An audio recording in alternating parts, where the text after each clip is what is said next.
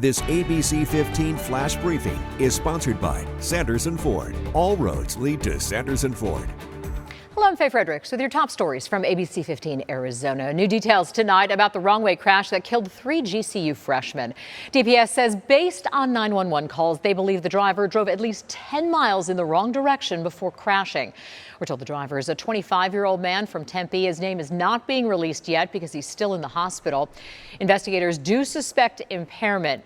We spoke with the family of Abrianna Hoffman, one of the teens killed in the crash. Her sisters say this was completely avoidable.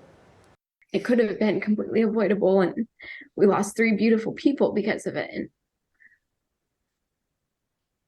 that's going to affect our family forever. In 2018, ADOT started using thermal cameras to help spot wrong-way drivers. The pilot program started on a stretch of I-17. It's since expanded to other parts of the valley, but the governor's Office of Highway Safety says stopping impaired drivers is difficult. Now to the latest on the abortion battle in Arizona. Phoenix City Council just passing a resolution to support abortion rights, similar to what the city of Tucson did earlier this summer. The measure provides direction to Phoenix police to put 911 calls regarding illegal abortion on the low priority list. A Valley business says they are back open after shutting down because of canine cough. The barking dog in Scottsdale closed for a couple of weeks to deep clean their building and yards.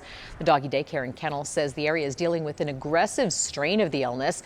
Meantime, dog owners say they're happy they took precautions to keep people safe and plan on staying cautious. But like I said, we have a wonderful vet and we try to do the shots. And I swear they always say people treat dogs better than themselves, and that is 100% true. It's honestly just like having a kid. You just want to make sure they're safe. Some of the symptoms of canine cough include a strong cough with a honking sound, runny nose, and lethargy. A lot of doggy daycares do require that you have a Bordetella shot, which can help prevent the disease. But if your dog still gets sick, experts say you should consult a vet.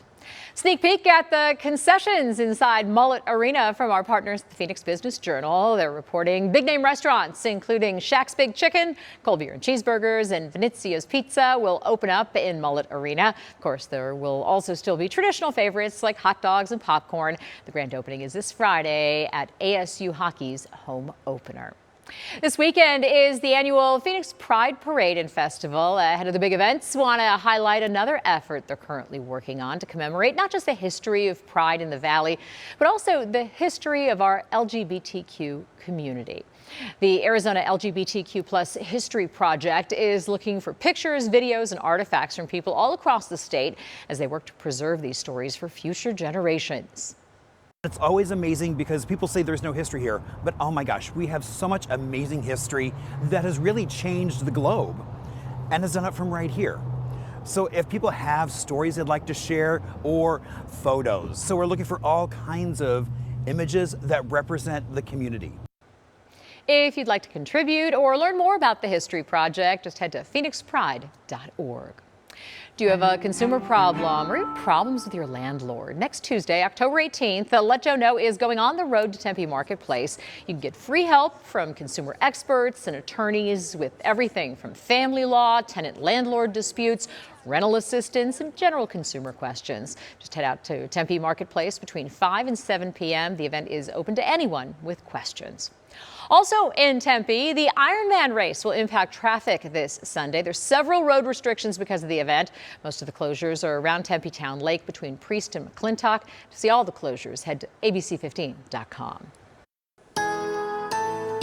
Tracking your most accurate forecast, I'm meteorologist Jorge Torres. Temperatures will be heating up the rest of this work week with temperatures starting off in the lower 70s here in the valley Wednesday morning, climbing to near 90 at midday and reaching a high of 95 degrees. And it'll be toasty across western Arizona too tomorrow with highs anywhere from 95 in Bullhead City to 98 in Lake Havasu City, but cooler up in the high country, but back in the 70s in areas like Flagstaff, Heber, and Cholo. But the outlook for the next 6 to 10 days is looking promising as far as wetter than average precipitation across the southwest. And in fact, in your 7-day forecast, you'll notice the rain chance is going up in the valley and in the high country. We go from 95 though on Wednesday to 97 Thursday and Friday, but the chance of rain picking up this weekend, especially on Sunday at 50% in the valley. In the high country, we're dry for a few days and cooler with the chance for storms picking up, especially on Sunday at 70% with highs in the 50s and lows in the 30s.